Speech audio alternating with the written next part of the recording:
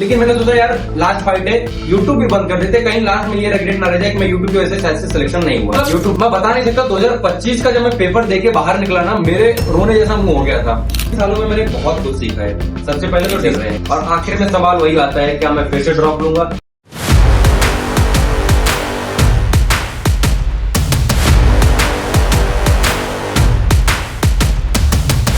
तीन ड्रॉप, 3 साल और एक बड़ा डिसीजन। ये कहानी है मेरे स्ट्रगल लाइफ की, मेरे सीख की, जो शायद से आपके लाइफ में कुछ ना कुछ चेंजेस आ जाए सुन के। सोच रहे हो ना, क्या मैंने फिर से नीट 2026 के लिए ड्रॉप ले लिया? ये सस्पेंस तो आगे खत्म हो जाएगा। पहला अटेम्प्ट दिया, 12th के साथ बहुत जोश था, एकदम मतलब भरपूर कि एमबीबीएस का सीट तो पक्का है इस बार।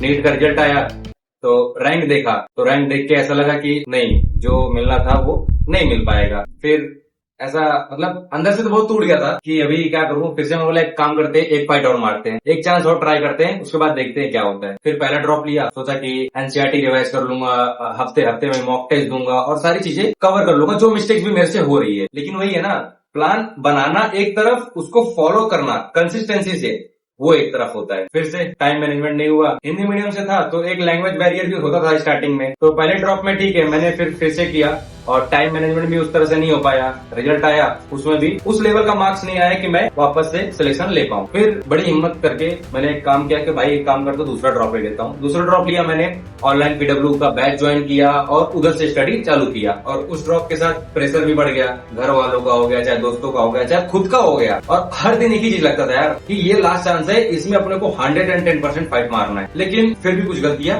रह गई। फिर तीसरा ड्रॉप 2025 का, ये मेरा सबसे इंटेंस फेज था और इस बार मैंने दिल से दिल तक की मेहनत की, पूरी जोश लगा दिया यार। मतलब जितना अपना फाइट कर सकता था 100% लगा दिया मैंने। इस बार मैंने सब कुछ छोड़ दिया। स्टार्टिंग में मैं यूट्यूब चालू किया था, अच्छा खासा लोग आते थे, मतलब लोगों के साथ पढ़ता भी था, लाइव हो गया, चाहे वीडियो डालना हो गया, उसमें भी सपोर्ट मिलता था। लेकिन मैंने सोचा यार लास्ट फाइट है, यूट्यूब भी बंद कर देते, कहीं लास्ट में ये रिग्रेट ना रह जाए कि मैं यूट्यूब की वजह से शायद से सिलेक्शन नहीं हुआ। यूट्यूब बंद कर दिया, फैमिली बंद कर दी, फंक्शन में जाना बंद कर दिया, दोस्तों के साथ घूमना बंद कर दिया, आउटिंग बंद कर दिया, डेटिंग बंद कर दिया, हर एक चीज मैंने अपना पूरा फाइट मारा। मतलब मैं बता नहीं सकता, 2025 का जब मैं पेपर देके बाहर निकला ना, मेरे रोने जैसा मुंह हो गया था।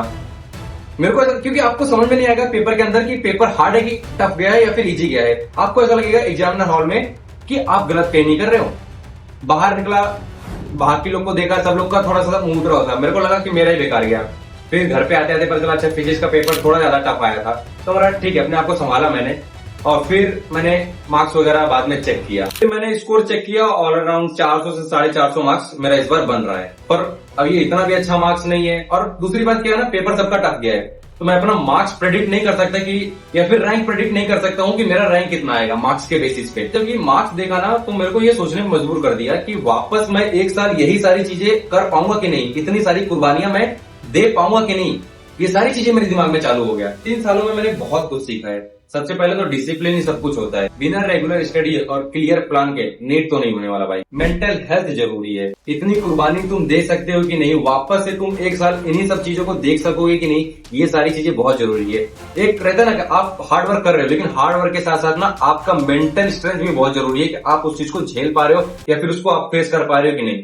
देखो, एक कॉम्पिटिटिव एग्जाम ना सिर्फ और सिर्फ हार्ड वर्क के लिए नहीं होता है, वो आपके मेंटल स्ट्रेंथ को देखना चाहते हैं, आप कितनी लेवल तक झेल सकते हो। ये एक बहुत जरूरी चीज। तीसरा, रियलिस्टिक अप्रोच चाहिए। 400 से 450 मार्क्स भी बुरे नहीं है, इससे भी काउंसलिंग में कॉलेजेस मिल सकते हैं अगर स्मार्टली काम किया जाए तो। ये 3 साल मेरी जिंदगी के सबसे बड़े टीचर रहे हैं। और आखिर में सवाल वही आता है, क्या मैं फिर से ड्रॉप लूंगा?